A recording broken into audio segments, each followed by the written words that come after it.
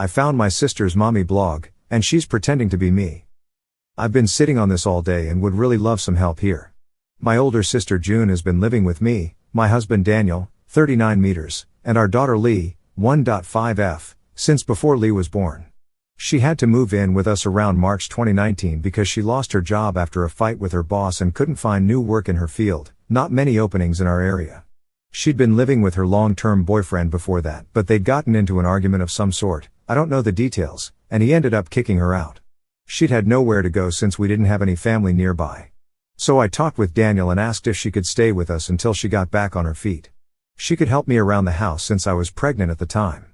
My husband works long hours and didn't like the idea of me being home alone, especially while pregnant, so agreed, saying it was a good idea. June had been very thankful for the place to stay and was a great help around the house. And an even bigger help after Lee was born. I still did / do the bulk of the child care with Daniel right there to help when he's home.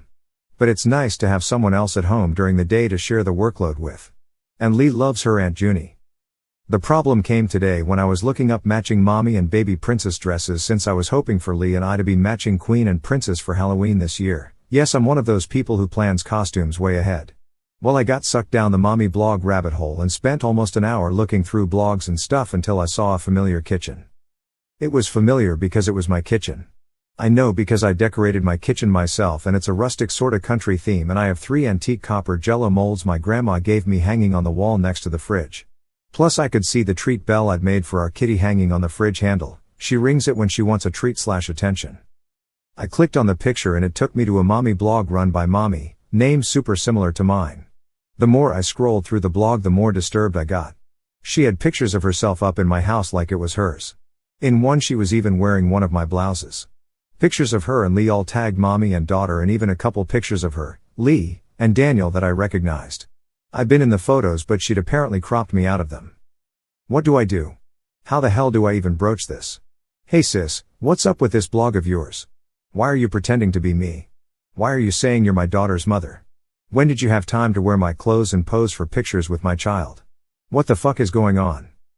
I put down all the info I could think of in my scrambled state right now. I don't think I missed anything. Any solid advice would be stellar. Thank you. Well, the last almost year has been a lot to process and work through, but a bunch of you nice Redditors have been begging for an update, though I didn't want to do one until things calmed down. But now things have settled enough for me to do so here I am. This is a super long one, so please bear with me. To start, June is no longer living with me and my family. First off, I sat Daniel down the next day and told him everything. I showed him the blog and he was incredibly disturbed by it and upset too. He didn't like how many photos of Lee were up online. We don't post many pictures of her, and the ones we do are on our FBs, which are private, without our knowledge. He was worried if June was mentally okay because this was nuts to him, and I said I wasn't sure, but I was worried about her too. We agreed we needed to talk to her ASAP.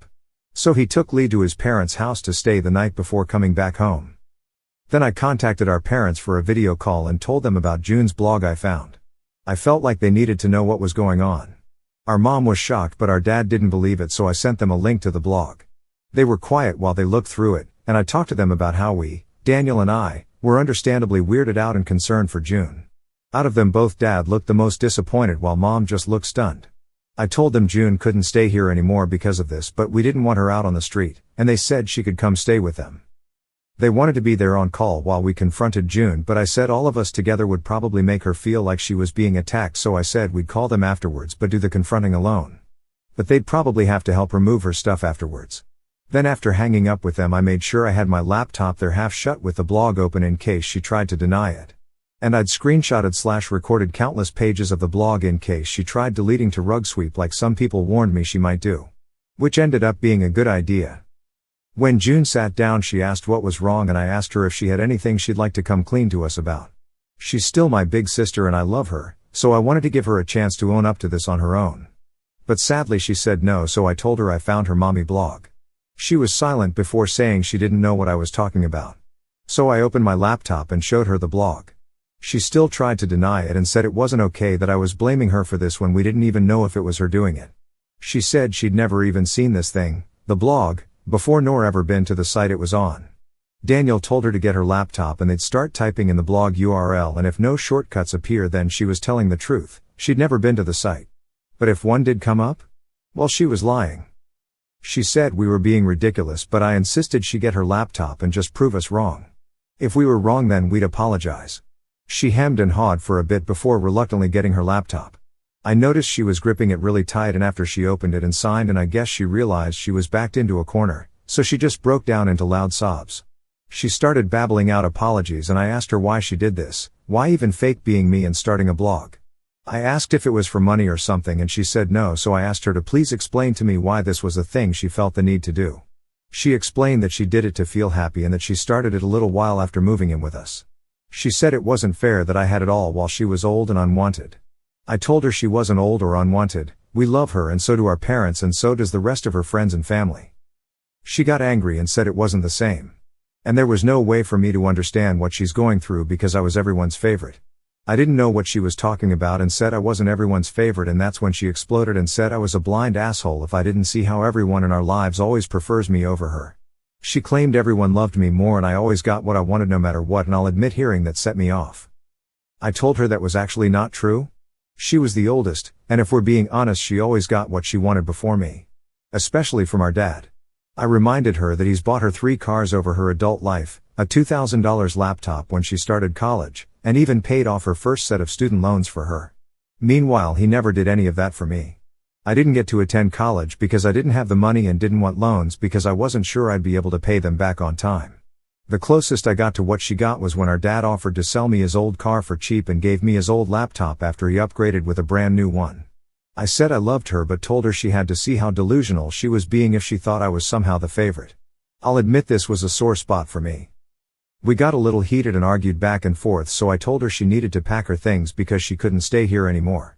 My trust in her was severely damaged and I didn't think her living with us any longer would be good for anyone. That's when she started bawling and begging me not to kick her out onto the streets. I told her she wasn't going onto the streets and she could just go stay with our parents. They live a couple hours away, so it's not like she was going to be homeless. She kept crying and said she'd delete the blog if we let her stay. I refused and said she needed to go to therapy, not stay here. While we were talking, her trying to compromise and me rejecting it, she opened the blog and began deleting everything. She kept repeating through tears, "I'll delete it, I'll delete it. I'll get rid of everything and won't post anything else." As if to convince me to take back my decision. I made it clear through all of this that she was not staying here anymore no matter what she did. Once she deleted it, she said we were all good now. It's gone. But I told her it didn't matter, she wasn't staying here. That's when she got pissed and said, "But I deleted it. There's no problem now." Like deleting it made it not happen. We told her to get ready because our parents were on their way to pick her up and they knew the situation. That caused her to start really flipping out. She was furious that I'd told our parents about the blog and said she wouldn't be able to look at our parents now. Things got messy and police were called by a neighbor because of just how loudly she was screaming. The cops arrived before our parents and she almost got taken into custody for being too aggressive and not settling down when the officer told her to calm herself the first time. So we had 2 cops there while she packed her stuff up. And then our parents arrived and it was just a very tense affair. I told her I loved her as she was leaving, but she practically spat at me that she hated me. That hurt a lot. But I tried not to take it to heart. A few months passed and our mom kept me updated on how June was doing. Our parents said she needed to go to therapy, it was a condition of them letting her stay there. She started going and seems to be doing a lot better, but she still won't talk to me. Mom says she looks sad a lot, but she also sounds remorseful when they talk about me/my family. So I think the therapy is helping her come to terms with how not okay what she did was. And a couple months ago she finally got in contact with me, called and apologized for what she did, how she'd acted, and for saying she hated me. Talking with her felt nice. She sounded sad but happy too, much happier than she had when living with my family. Those who said she made the blog to cope were right. It turns out June was in a really not good place mentally after the breakup and being let go from her job, way more than she'd been letting on to anyone. She also told me she'd been on medication for anxiety and depression before/during when she'd dated her ex, but he'd shamed her for it and eventually he convinced her she didn't need them with him in her life, which was wrong. Turns out the argument that ended their relationship was him being mad at her for being such a downer and making him sad. Yeah. So after seeing her therapist she was put back on them and is doing much better, she says. So things didn't end all happy sunshine, but they didn't end as scarily as some people said they might. Which is more than good in my book. Thank you everyone for all your advice. It really helped. I ghosted my family and fiancé after my sister drugged me.